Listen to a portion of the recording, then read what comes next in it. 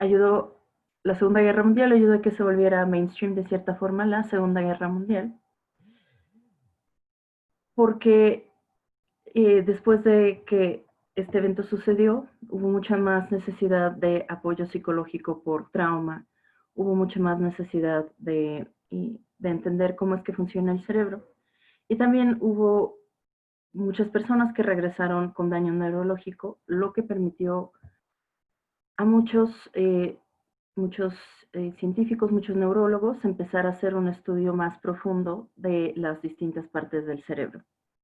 En particular podemos mencionar a neurólogos como Luria, que fue uno de los que pusieron la base para lo que es la rehabilitación neurológica hoy en día. Y otra cosa muy importante fue que las personas querían ahora saber cómo es que algo así pudo haber pasado, es decir, en un país pues relativamente normal, un país con una cultura que no era tan diferente a la cultura de otros países europeos de ese momento. Y cómo es que pudo suceder algo así, lo que llevó a distintos estudios sociales y influyó en muchos autores para desarrollar nuevas filosofías y nuevas propuestas. En particular, como una de las filosofías en la psicología que surge un poco en respuesta a este evento y también en un rechazo hacia las otras dos corrientes que existen en ese momento, que son las principales, que fue el psicoanálisis y el conductismo, surge lo que se llama la tercera fuerza, que es el humanismo. El humanismo se distingue por ser, digamos, un poquito más optimista. Si nosotros vemos el psicoanálisis propone que todos nosotros somos producto de nuestro ambiente y somos guiados puramente por nuestros instintos más básicos. Aunque nosotros pensemos que tenemos motivos más altruistas o más elevados, la realidad es que todas las cosas que hacemos las hacemos por los instintos más básicos y más primitivos del ser humano. Además de eso, el psicoanálisis propone que realmente no tenemos control sobre nuestra conducta. Realmente no sabemos lo que hacemos ni por qué lo hacemos. Y pues también propone que la infancia es destino. Entonces, si la infancia es destino, toda nuestra vida queda determinada antes de que cumplamos los 6 años. Por el otro lado, el conductismo nos niega toda la complejidad que nos da el psicoanálisis y dice, bueno, realmente tal vez haya cosas que estén pasando en tu cabeza, no nos importa porque no podemos saber y no podemos evaluar lo que pasa. Entonces vamos a ver al ser humano como una criatura básicamente guiada por castigos y por premios. Si yo te reconozco lo que estás haciendo y te doy un premio, tú vas a hacer lo que yo quiera. Si yo no te reconozco o te doy un castigo, tú vas a dejar de hacer lo que yo quiera. En cierto sentido, ambas visiones podemos decir, se inclinan más hacia el lado negativo, porque consideran a la persona como un producto de unas influencias que están fuera de su control. El humanismo busca reintroducir las ideas como, bueno, es que nosotros tenemos un potencial de crecimiento, somos básicamente buenos, hasta cierto punto siguiendo las ideas de Rousseau de que la sociedad es lo que nos corrompe. El humanismo también sugiere que nosotros podemos ser mejores y que nosotros no solo necesitamos cosas como comida o sexualidad, de acuerdo a Freud, sino que también tenemos ambiciones más elevadas. Podemos disfrutar de la belleza, podemos buscar un sentido en el mundo. Y en general, o sea, es una filosofía que busca un poquito regresar a las raíces filosóficas de la psicología y considerar a la persona como un ser mucho más complejo. El humanismo también considera a la persona como un ser completamente único, es decir, cada uno de nosotros tiene su experiencia subjetiva particular y no podemos generalizarla a todo el mundo. Dentro del humanismo podemos encontrar autores como Maslow, no sé si han escuchado alguna vez de la pirámide de Maslow, que es la pirámide de necesidades, que vamos a ver un poquito más a detalle cuando hablemos de humanismo, pero es el señor de la pirámide. También fue uno de los primeros autores humanistas. Y tenemos al señor Carl Rogers, que es básicamente el fundador de la terapia moderna. Propone los principios básicos que definen la relación que debe existir entre un terapeuta y un paciente, que siguen inclusive los terapeutas que no son humanistas. Y el señor Viktor Frankl, que básicamente utiliza su experiencia en los campos de concentración nazi para crear su tipo de terapia y de psicología, que es la logoterapia, que se enfoca en la búsqueda del sentido de la vida. El humanismo básicamente es una visión un poco más positiva y más compleja del ser humano, que sin embargo también, como el psicoanálisis, pues no es tan fácil estudiar a la persona desde una perspectiva humanista. Más que nada porque si cada quien, uno de nosotros es único, ¿cómo podemos realmente obtener números o estadísticas o generalizar? Esta es entonces nuestra tercera fuerza después del psicoanálisis y del conductismo. Y la siguiente corriente más importante es el cognoscitivismo. El cognoscitivismo surge un poquito en oposición a lo que es el conductismo y dice, bueno, ¿cómo podemos decir que la mente es una caja negra si realmente la mente es aquello que nos hace que seamos humanos?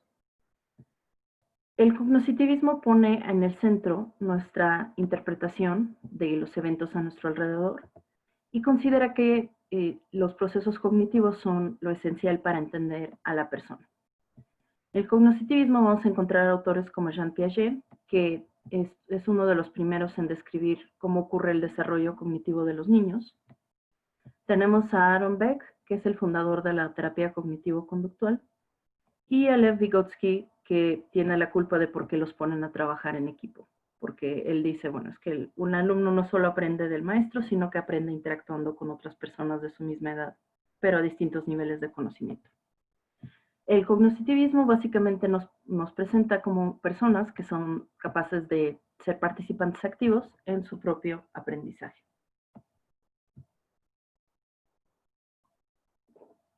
En términos generales, podemos decir que el cognitivismo es como una de las teorías modernas que pone la base para la terapia cognitivo-conductual, que es una de las corrientes más utilizadas hoy en día porque es la que tiene como más evidencia empírica.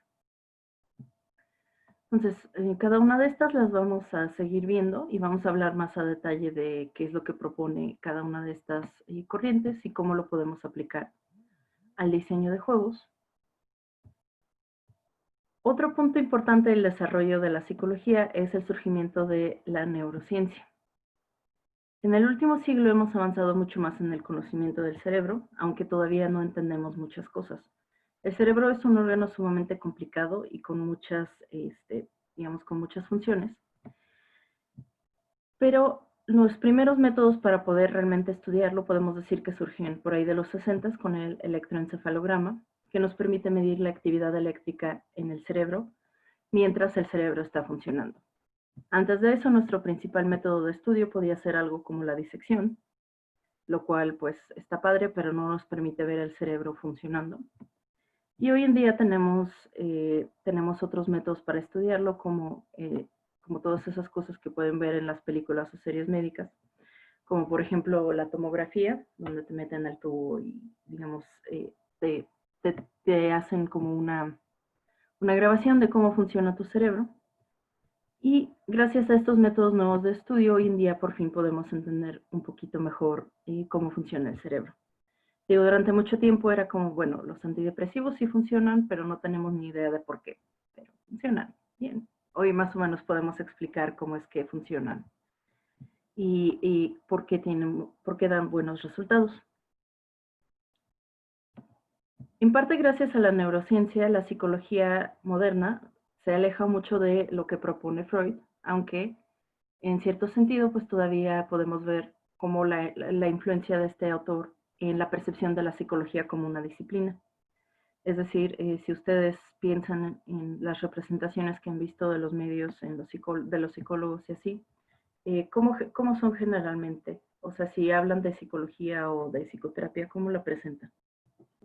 ¿Qué es lo que han visto?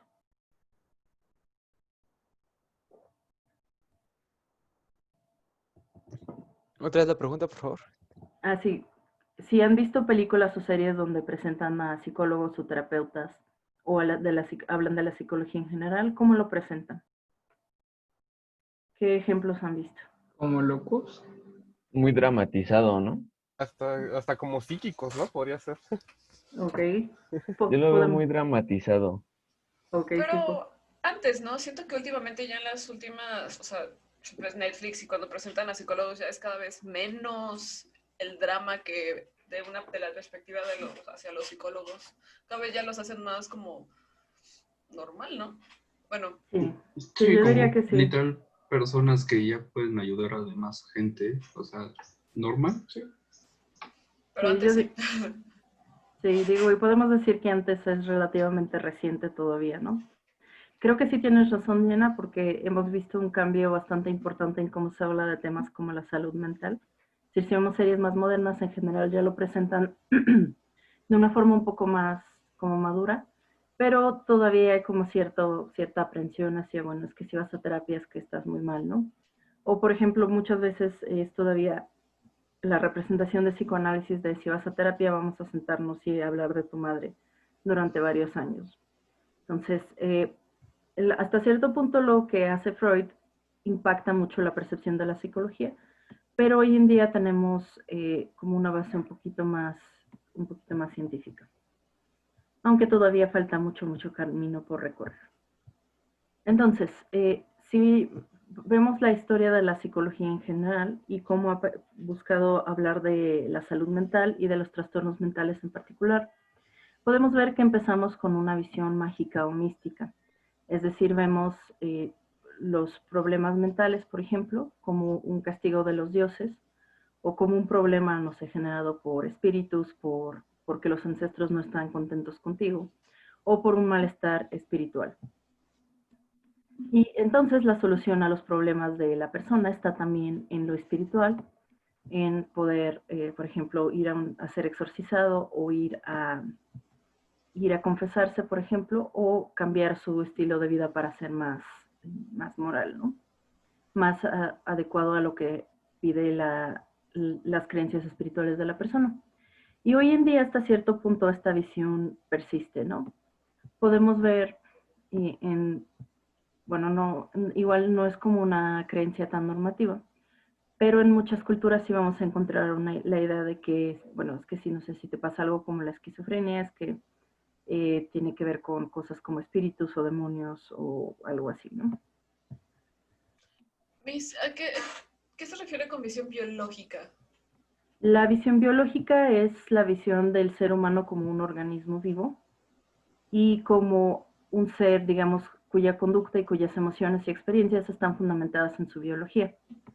Esta es una visión un poco más reciente que podemos decir, bueno, o sea, nosotros tenemos un cerebro y todo lo que nosotros vivimos es consecuencia de los procesos de este cerebro. O sea, realmente dentro de la visión biológica no necesitamos traer más factores. Es decir, bueno, nacemos con nuestros genes, los genes hasta cierto punto determinan la conducta, y si no son los genes, son los procesos neurológicos que vamos teniendo. Y hasta eso de los genes sí es muchas veces cierto, ¿no? Por ejemplo, a mí cuando me diagnosticaron me preguntaron muchas veces si alguien de mi familia tenía algún trastorno y así, porque muchas veces es genético. Eso es cierto. Gran parte de los trastornos lo vamos a encontrar con depresión, ansiedad, en particular con, por ejemplo, la esquizofrenia. Podemos nacer con una predisposición genética, es decir, si aparece en nuestra familia, es mucho más probable que la tengamos. Pero los genes tampoco lo determinan, digamos, al 100%, ¿no? Podemos ver algo como el trastorno antisocial de la personalidad, lo que coloquialmente se llama como una persona que es sociópata o que es psicópata.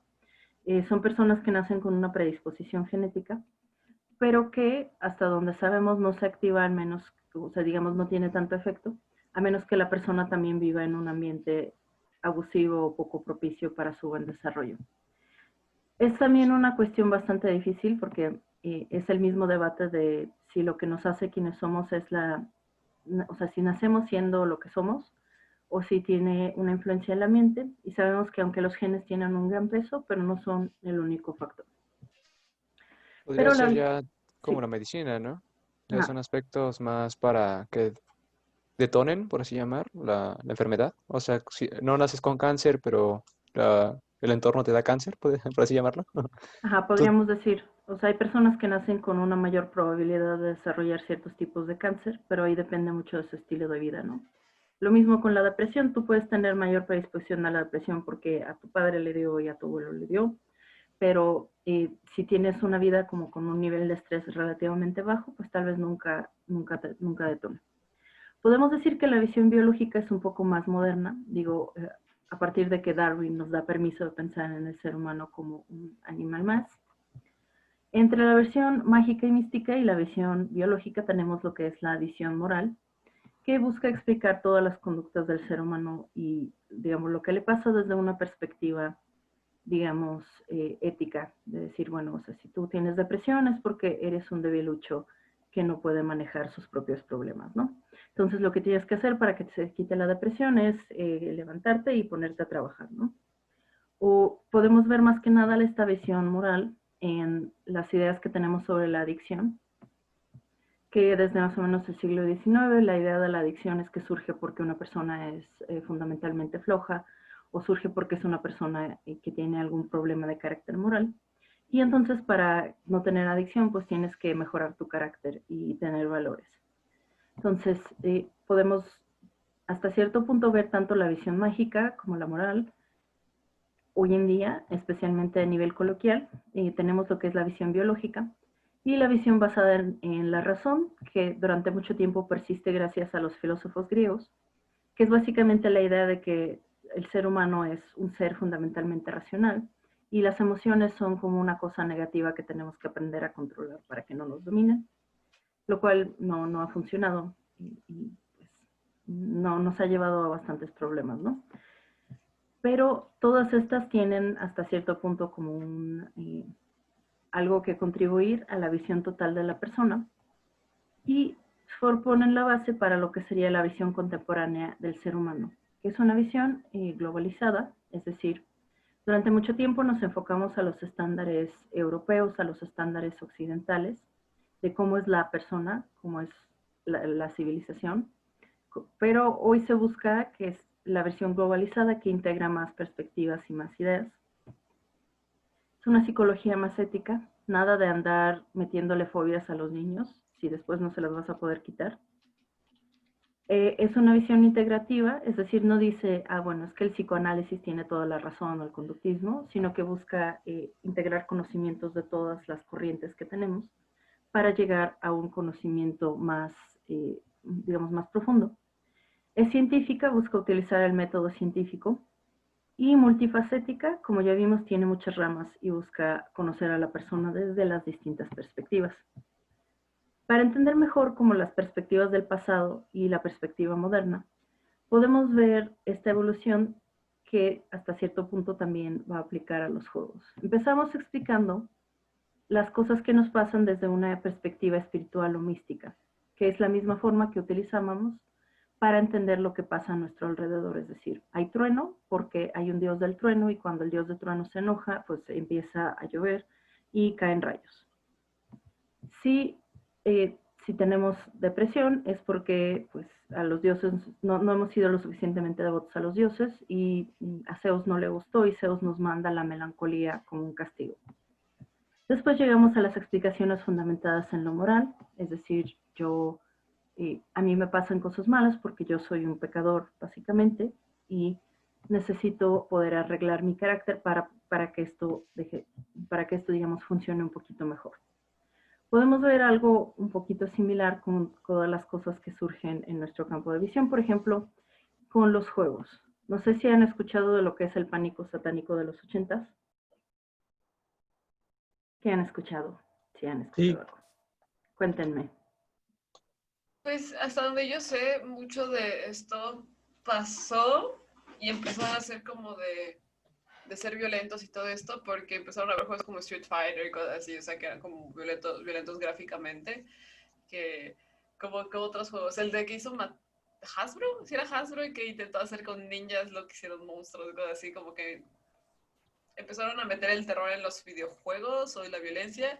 Es que empezaron a decir que nosotros estábamos, que los videojuegos No estaban mal. tanto, ¿no? Porque aquí están en los 80 y Street Fighter y juegos como Mortal Kombat y así, ¿no?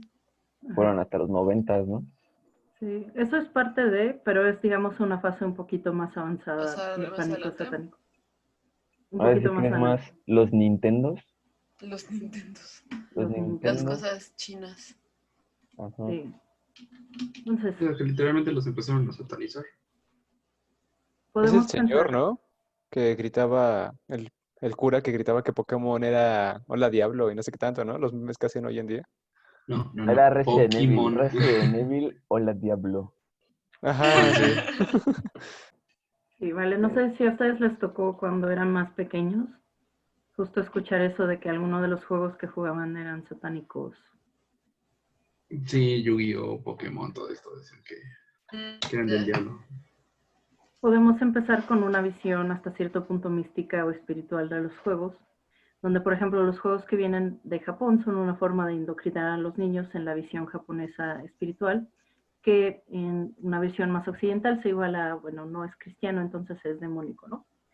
En los Estados Unidos podemos ver como de repente hay como todo un boom de esta visión de la idea de que algo es satánico, algo es demoníaco. Es decir, si juegas juegos estás abriendo la puerta a que el diablo entre a tu alma. Y una de las cosas con las que fue como la primera y más grande víctima del pánico satánico fue curiosamente, no fue un videojuego, sino que fue Dungeons and Dragons, ¿no? Calabozos y Dragones. No sé si les ha tocado jugar Calabozos y Dragones alguna vez, o más o menos ubican cómo se juega. En Nunca Calabozos, lo he jugado, pero sí topo cuál es. en Calabozos y Dragones básicamente tú pretendes ser, no sé, un elfo, un gnomo, una persona, pero con una espada cool. Y vas y peleas con monstruos y tienes historias de fantasía y es básicamente la cosa más geek que te puedas imaginar, ¿no? Además, lo juegas con amigos y es técnicamente una actividad social. Pero en los 80 se empezó a hablar mucho de que Dungeons Dragons era un juego satánico y que, digamos, a través de ese juego te indoctrinaban para que tú aceptaras al diablo y así, ¿no? Entonces, durante un gran periodo de tiempo, pues era de, pues vamos a quemar los manuales, vamos a prohibir este juego.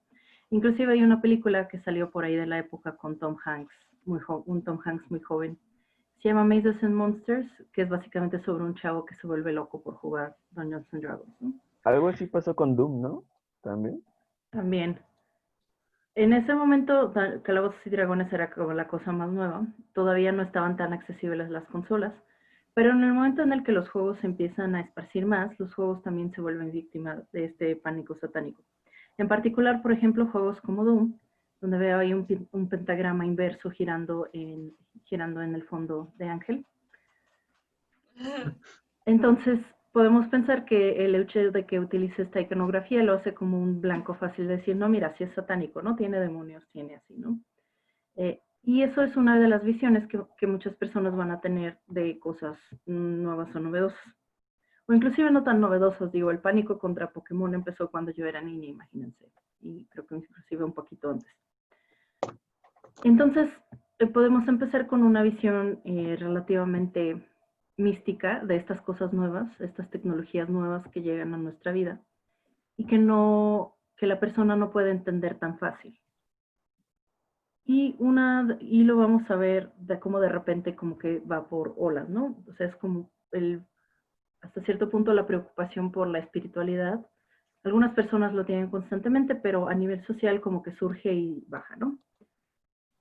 Podemos encontrar esto con distintos productos culturales, pero los juegos en especial han sido víctimas de esto, pues porque son novedosos y porque dan miedo y porque tecnologías nuevas y porque los niños están ahí pegados a la pantalla y no se despegan, ¿no?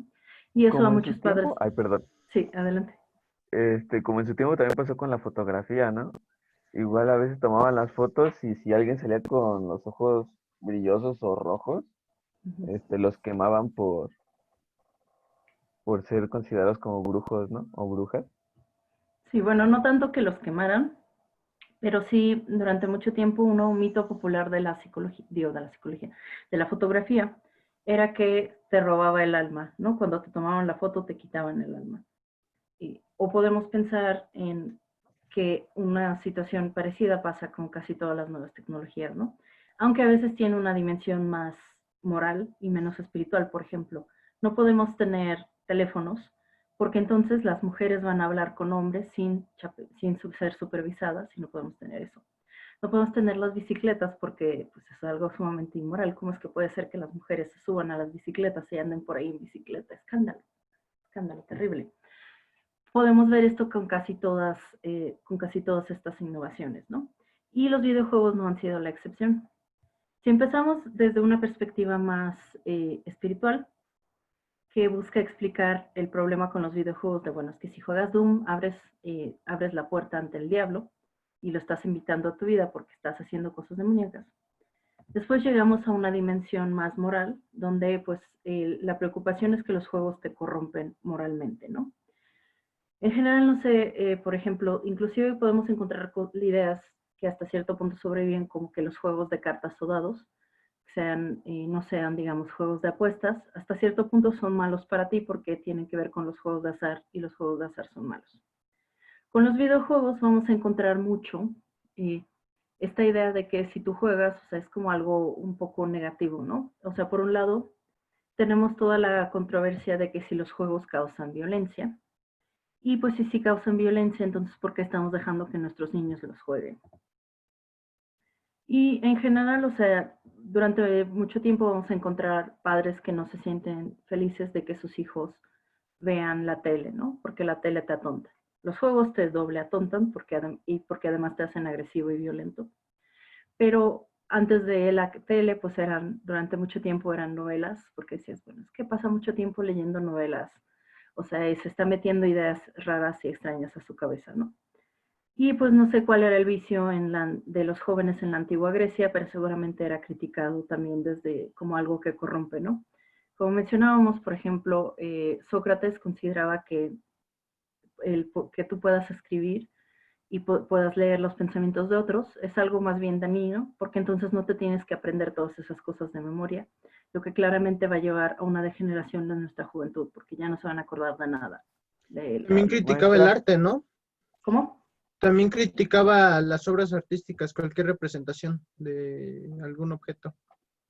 También podemos encontrar, por ejemplo, con cosas que hoy consideraríamos como clásicos. O sea, podemos decir que en su momento también generaron una gran controversia moral y una controversia espiritual, ¿no? Decir de, no, ¿cómo vas a hacer esto? Eso no está bien. Y nos puede servir en esa perspectiva para entender las críticas que se les hacen a los distintos juegos hoy en día, porque muchas veces vienen ya sea desde la postura espiritual, la postura mágica de decir, bueno, es que tu juego es demoníaco, tu juego es satánico, tu juego literalmente tiene un pentagrama invertido, así que no me vengas a decir que no lo es.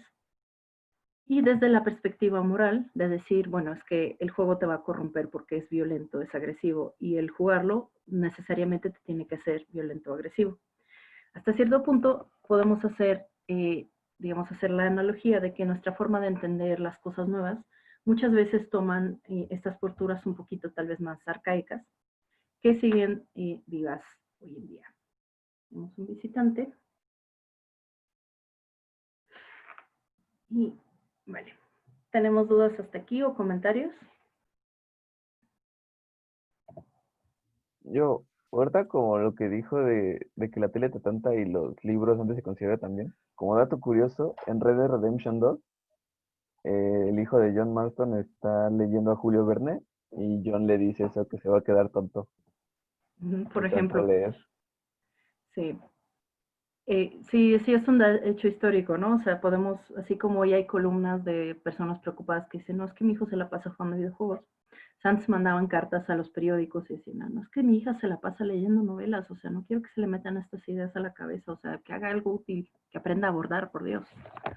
Entonces, podemos pensar que esas son cosas bastante, que siempre han existido, ¿no? Y es importante recordarlo más que nada con los videojuegos, porque muchas veces el tipo de crítica que recibimos está fundamentado en las mismas preocupaciones de esto nos va a corromper, ¿no? Esto es lo que va a hacer que nuestra juventud ya no sea buena juventud, ¿no? O esto es más bien lo que hace que nuestra juventud sea así como es y que yo no los entiendo. Y pues en particular con los juegos, es un poquito más fácil porque los juegos son nueva tecnología y la nueva tecnología nos da más miedo que la vieja tecnología.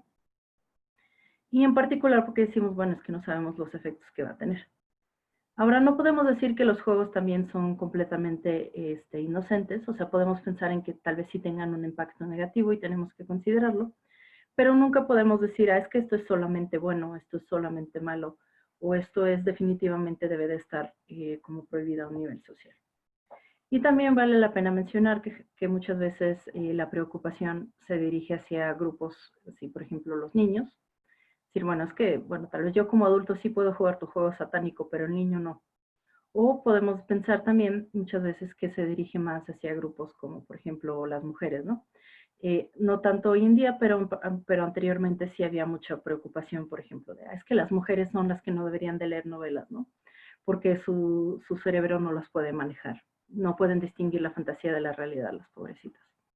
O podemos decir, bueno, es que las mujeres son las que no deberían de andar en bicicleta o son las que no deberían de hacer tal o cual cosa.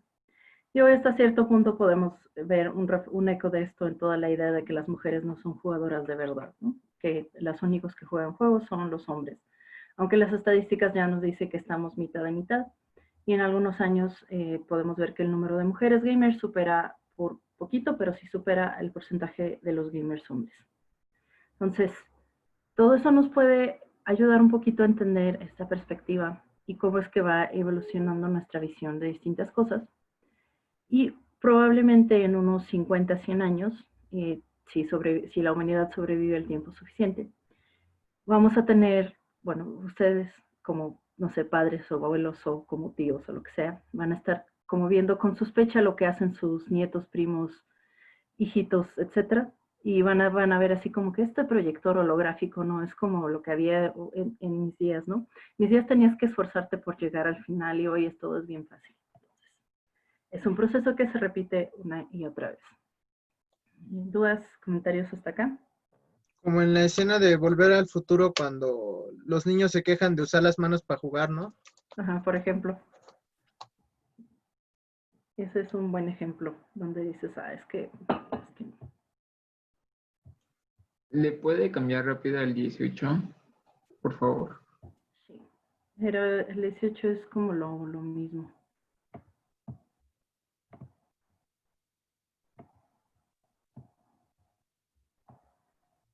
A ver.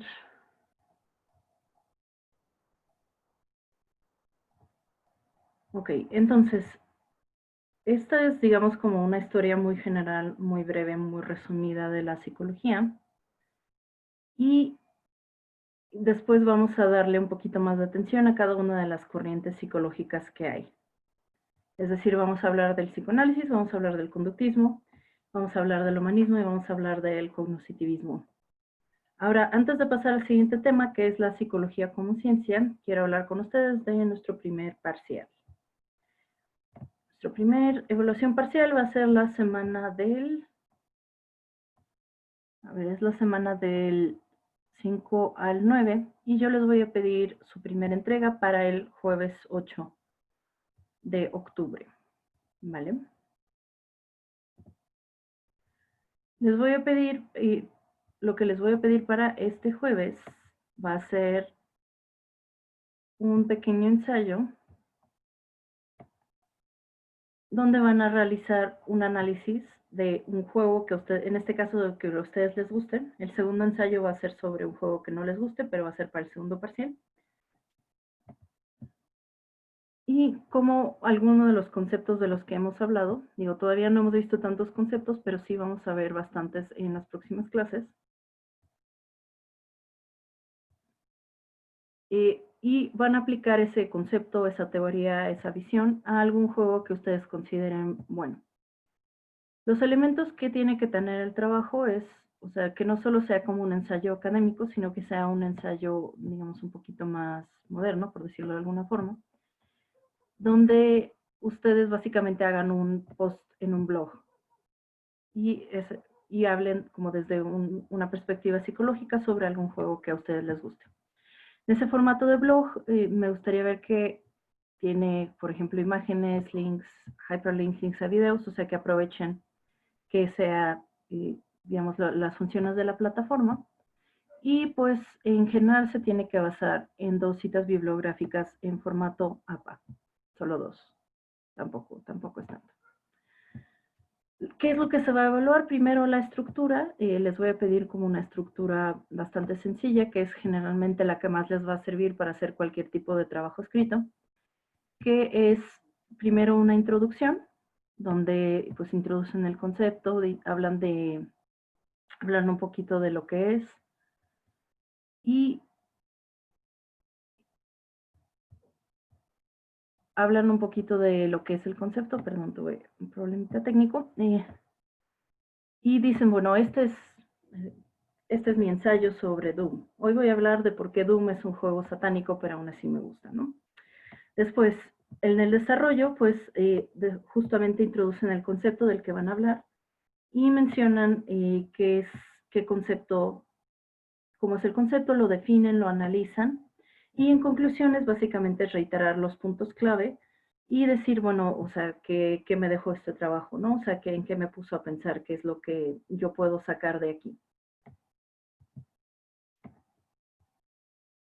El segundo elemento que se va a considerar es el de los conceptos, que básicamente que ustedes utilicen un concepto que sí vimos en clase y que sea relevante y que le den como una buena definición y lo apliquen bien. Es decir, si van a hablar, no sé, de algún concepto, por ejemplo, conductista, que lo definan de forma correcta, que digan así, es como, por ejemplo, en este juego me gusta mucho cómo maneja el sistema de premios o recompensas o castigos. Siguiente que se va a evaluar es qué tan buen análisis hacen con base en ese concepto y van a tener por lo menos un ensayo de 500 palabras, relativamente bien redactado, sin errores de ortografía hasta donde yo los pueda detectar. Eso es del primer parcial, ¿verdad? Sí, este sería nuestro primer parcial. Y probablemente junto con esto les voy a pedir les voy a dejar un como mini examen, un cuestionario. Igual ambas entregas se van a realizar por el eCampus. Nada más, déjenme, me acabo de pelear con el eCampus porque no me deja borrar todo lo que no necesito ahí. Pero básicamente va a ser, esto es lo que va a tener más valor, o sea, esto vale el 50% de su calificación. Su participación en clase vale el 25%. Y el 25% va a ser nuestro cuestionario / mini examen, ¿vale? ¿Para cuándo dijo que era maestra? Perdón. Para el 8, el jueves 8, antes como de las 6 de la tarde, este ensayo. Ok, gracias. Y les voy a dejar la rúbrica ahí en el eCampus también, para que la tengan. O sea, que este ensayo lo vamos a publicar en WordPress, Medium, o bueno, las plataformas estas, y hay campus que nada más subimos el link, ¿o cómo? Sí, les voy a pedir que me manden el archivo de texto, porque ya me ha pasado que, es que lo subí a Medium, pero no aparece y no sé por qué, ¿no? Entonces me van a mandar el texto y un link para que pueda evaluar los dos. Y pues básicamente van a hacer la entrega por el eCampus, donde tienen que subir la tarea, o sea, tienen que mandar básicamente un archivo como un doc o un PDF, ¿no? Y pues esa sería como nuestra primera evaluación.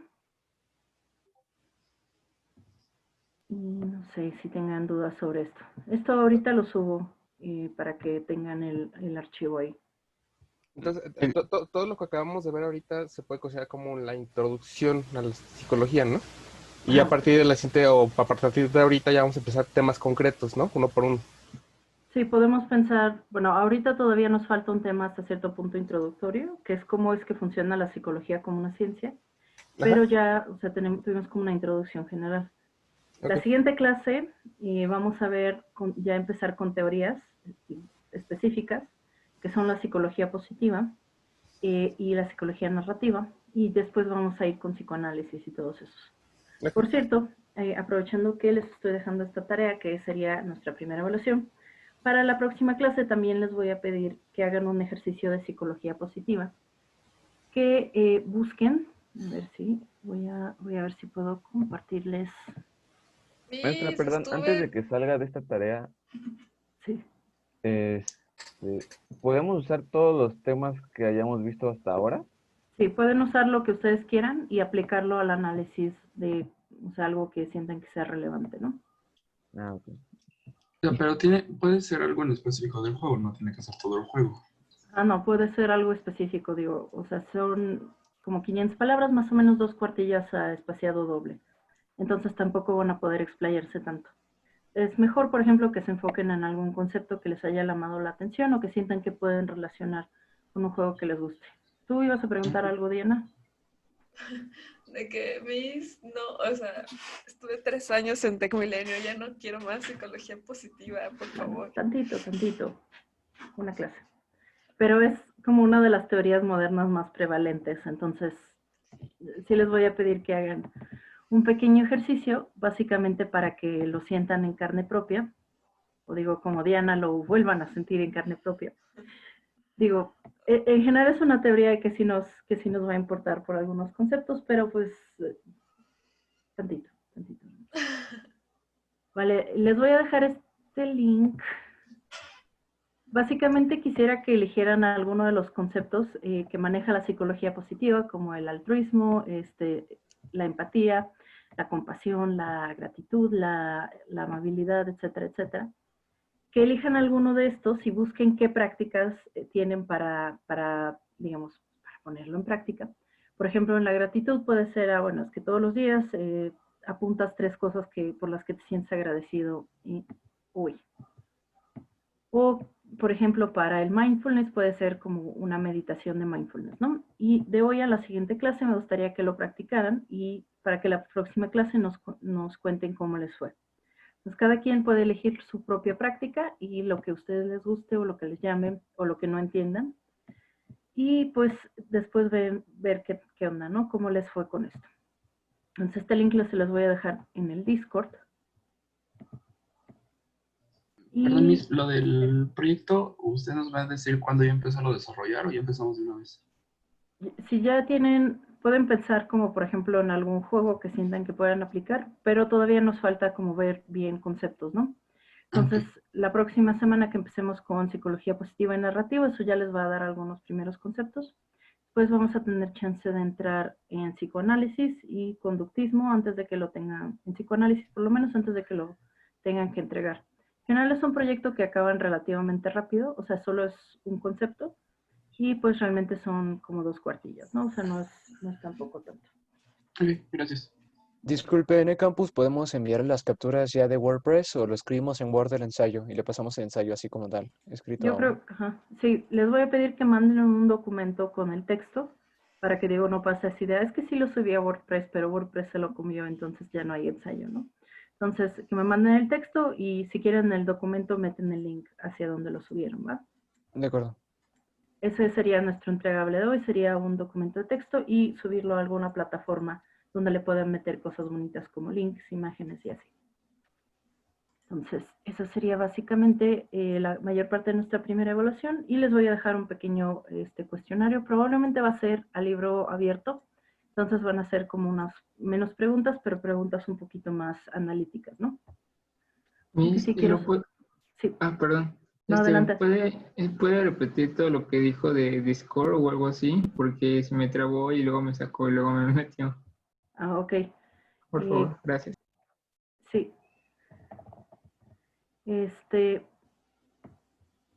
Lo que voy a pedir es que para la próxima clase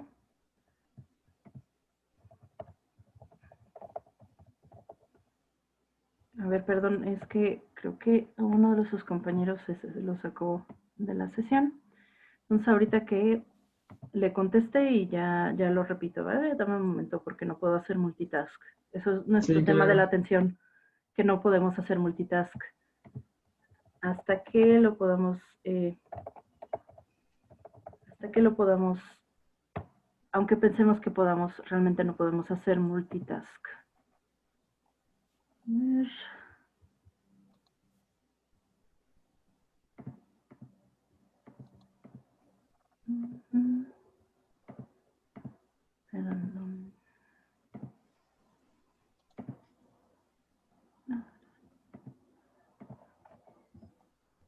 Listo. A ver, ya.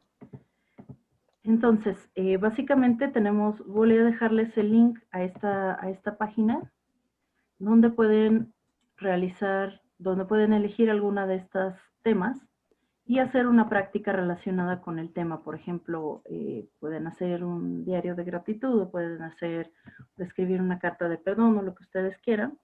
Y la próxima semana nos van a contar cómo les fue.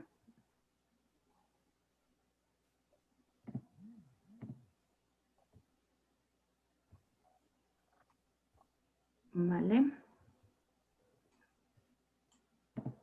Entonces.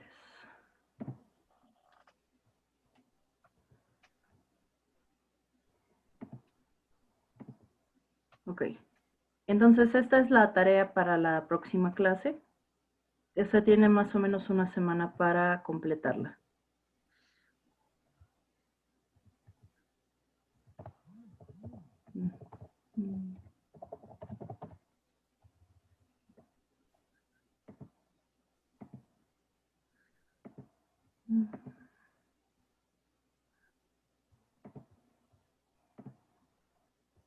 A ver, voy a...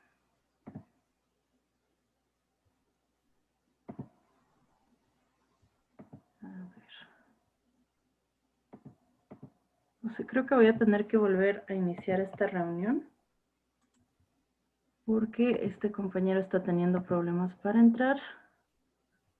Entonces, les vuelvo a mandar el link, ¿vale? Y ahorita volvemos aquí.